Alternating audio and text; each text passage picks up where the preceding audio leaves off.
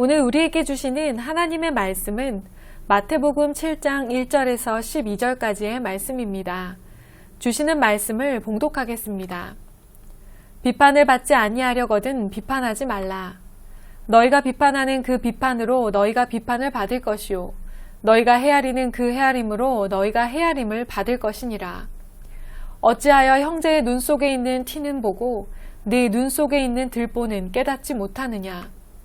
보라, 내 눈 속에 들보가 있는데 어찌하여 형제에게 말하기를 나로 네 눈 속에 있는 티를 빼게 하라 하겠느냐.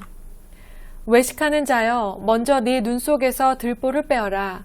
그 후에야 밝히 보고 형제의 눈 속에서 티를 빼리라. 거룩한 것을 개에게 주지 말며 너희 진주를 돼지 앞에 던지지 말라. 그들이 그것을 발로 밟고 돌이켜 너희를 찢어 상하게 할까 염려하라. 구하라, 그리하면 너희에게 주실 것이요 찾으라, 그리하면 찾아낼 것이요 문을 두드리라, 그리하면 너희에게 열릴 것이니 구하는 이마다 받을 것이요 찾는 이마다 찾아낼 것이요 두드리는 이에게는 열릴 것이니라. 너희 중에 누가 아들이 떡을 달라 하는데 돌을 주며 생선을 달라 하는데 뱀을 줄 사람이 있겠느냐. 너희가 악한 자라도 좋은 것으로 자식에게 줄 줄 알거든 하물며 하늘에 계신 너희 아버지께서 구하는 자에게 좋은 것으로 주시지 않겠느냐. 그러므로 무엇이든지 남에게 대접을 받고자 하는 대로 너희도 남을 대접하라. 이것이 율법이요 선지자니라. 아멘. 황금률로 세우는 하나님 나라라는 제목으로 오늘 주시는 말씀의 은혜를 함께 나누겠습니다. 우리는 누군가의 단점은 너무 쉽게 발견하고 판단하는 반면 자신의 연약함은 잘 보지 못합니다. 예수님은 우리의 이런 모습을 너무 잘 알고 계셨습니다. 오늘 본문 3절 말씀입니다. 어찌하여 형제의 눈 속에 있는 티는 보고 내 눈 속에 있는 들보는 깨닫지 못하느냐.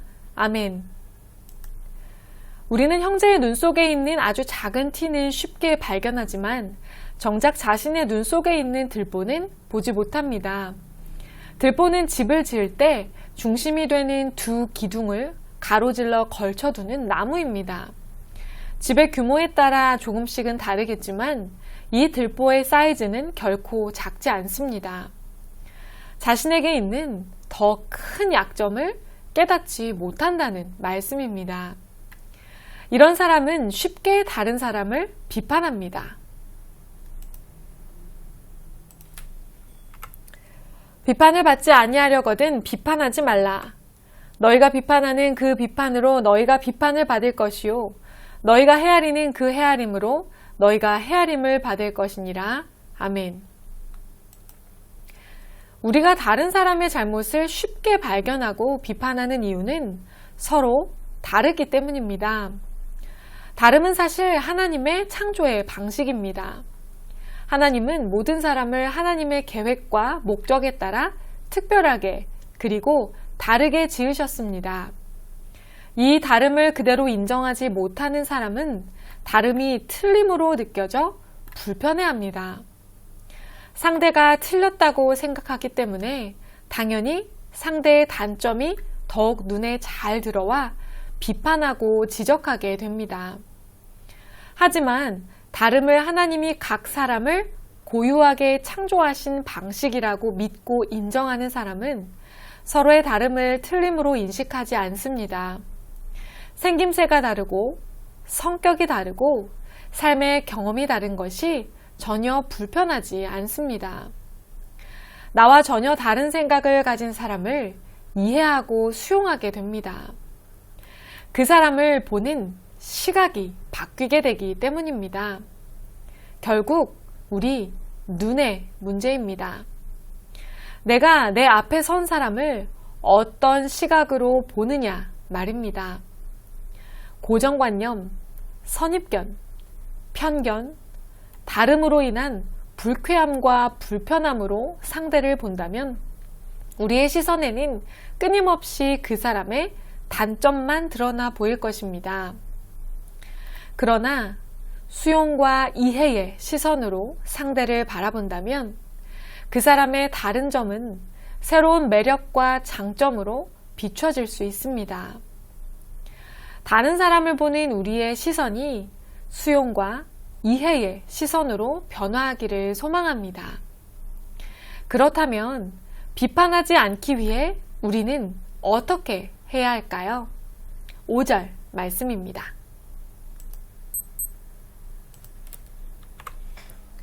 외식하는 자여, 먼저 내 눈 속에서 들보를 빼어라. 그 후에야 밝히 보고 형제의 눈 속에서 티를 빼리라. 아멘. 사람의 눈은 앞쪽에 달려 있어 시선이 자연스레 앞을 향합니다. 늘 다른 사람을 먼저 보게 됩니다. 만약 눈이 자기 자신을 향해 나 있다면 자신을 보겠죠. 그런 의미에서 우리에게는 거울이 매우 중요한 생활 필수품 중 하나입니다. 영적인 상태를 보는 데에도 마찬가지입니다.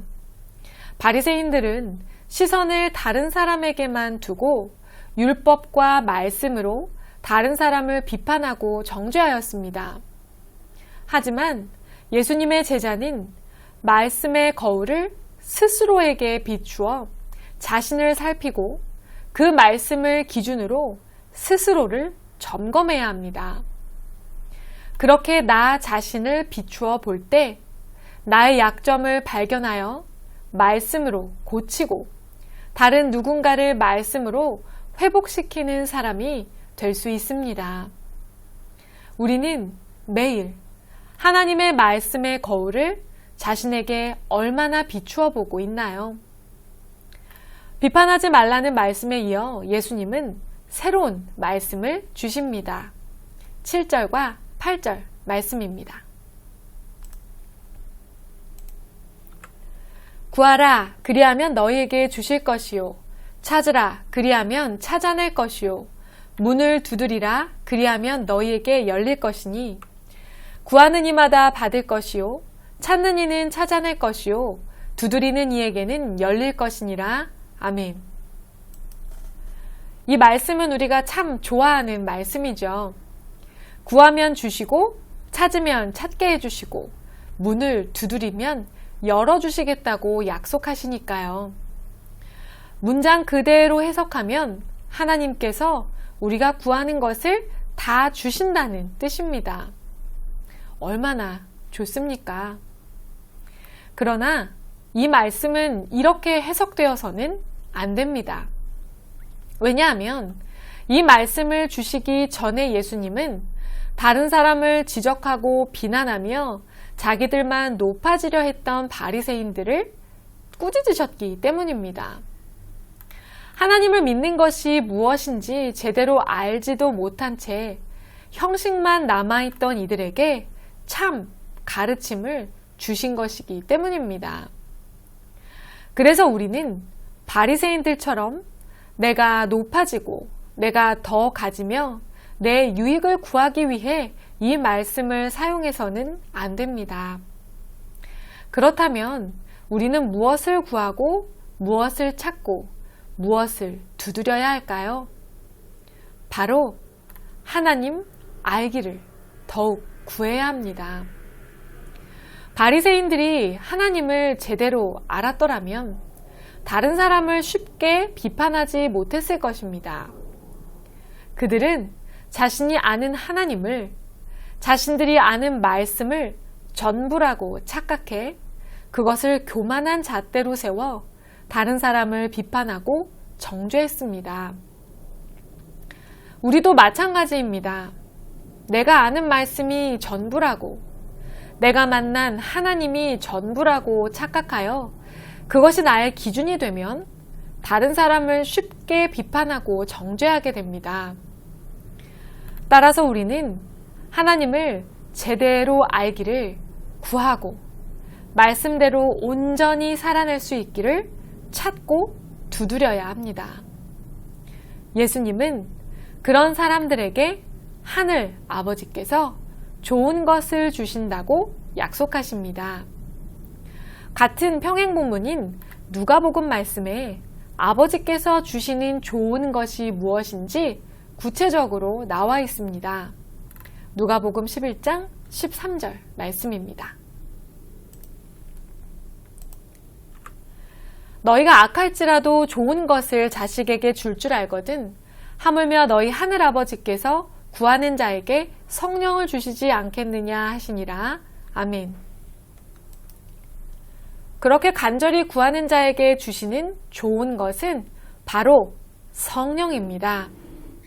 하나님을 간절히 알기 원하는 자녀에게 성령을 주십니다. 성령은 우리 안에 내주하셔서 하나님의 뜻을 가르치시고 알게 하시고 또 그 길로 인도하시는 분입니다. 이보다 더 좋은 선물이 우리에게 있을까요? 이렇게 성령 충만한 사람은 이제 세상과 전혀 다른 삶의 방식을 살아가게 됩니다. 오늘 본문 12절 말씀입니다. 그러므로 무엇이든지 남에게 대접을 받고자 하는 대로 너희도 남을 대접하라. 이것이 율법이요 선지자니라. 아멘. 성령 충만함만이 다른 사람을 쉽게 비판하고 정죄하던 교만한 삶에서 벗어나 사랑하고 섬기는 그리스도의 제자로 살아갈 수 있게 하는 힘입니다. 이 말씀은 기독교 윤리관을 가장 정확하게 표현한 말씀입니다. 그래서 우리는 황금률이라는 이름으로 이 말씀을 더욱 잘 알고 있습니다. 예수님은 이 말씀이 율법과 예언서의 본 뜻이라 하십니다. 즉, 유대인들이 읽던 하나님 말씀 중 가장 핵심이 되는 말씀인 것입니다. 진리이신 예수님이 이 땅에서 보여주신 삶의 모습이 바로 이렇습니다. 섬김과 대접을 받기 위해 이 땅에 오신 것이 아니라 오히려 우리를 섬겨 목숨까지도 내어주시기 위해 오셨습니다. 그리고 제자된 우리가 그렇게 살기를 원하십니다. 우리는 늘 대접받고 높아지기 원합니다. 누가 나한테 뭐 더 안 해주나? 잘해주지 않나? 더 베풀어주고 맞춰주지 않을까만 바랍니다. 이타적인 삶을 불필요하게 오지랖 부리며 손해보는 삶이니 내 입속이나 차리며 잘 살라고 가르칩니다. 하지만 말씀 중에 으뜸인 황금률의 가르침은 이와 정반대이죠. 다른 사람을 대접하며 살라 말씀하십니다. 우리가 사는 시대, 그리고 우리의 다음 세대가 살아갈 시대는 대접하는 것이 어리석은 일이 되어버리는 시대입니다. 누군가를 마녀 사냥하듯 쉽게 단정해버리고 겉모습으로 함부로 판단하고 정죄하는 것이 옳고 당연한 문화의 세상입니다. 높은 자리에 올라가 많은 것을 누리고 대접받는 것이 잘 사는 삶이라며 속삭이는 세상의 가르침이 우리의 삶과 자녀들의 삶을 점점 하나님의 통치와 말씀의 가치관으로부터 멀어지게 할 것입니다. 우리는 이 시점에서 다시 정신을 똑바로 차리고 하나님 나라 운동을 시작해야 합니다. 하나님의 온전한 다스리심과 통치하심이 있는 그 하나님 나라를 회복해야 합니다. 하나님의 다스리심과 통치하심이 있는 하나님 나라는 서로가 서로를 대접하고 높여 함께 풍성함을 누리는 나라입니다. 성령 충만하여 하나님의 뜻이 이루어지는 나라입니다. 차별 없이 모든 사람들이 하나님의 은혜와 사랑 안에서 구원받아 잘 사는 나라입니다. 비판하기보다는 남을 대접하기로 결단하며 행동할 때, 하나님 알기를 더욱 구하고 찾고 두드릴 때, 오늘 우리에게 허락하신 하나님 나라가 우리의 삶에 임할 줄 믿습니다. 함께 기도하겠습니다. 사랑의 하나님, 우리가 대접받고자 하는 대로 남을 대접할 때 이 땅에 하나님 나라가 이루어집니다. 내 생각과 판단의 모든 기준과 잣대들을 내려놓고 서로의 다름을 인정하며 성령 충만함으로 서로를 높이고 대접하며 살아가는 우리와 우리의 자녀들과 우리의 모든 공동체가 될 수 있도록 주님 도와주시옵소서. 모든 말씀 예수님의 이름으로 간절히 기도드립니다.